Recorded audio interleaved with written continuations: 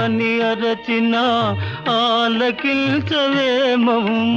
ఆవేదన తీరు రోజు ఈ జన్మకు లేదా అమ్మా అని అరచిన ఆలకిల్చవేమమ్మ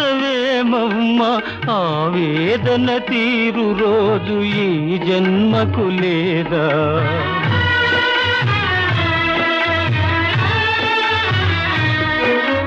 10 నెలలు నన్ను మోసి పాలిచ్చి పెంచి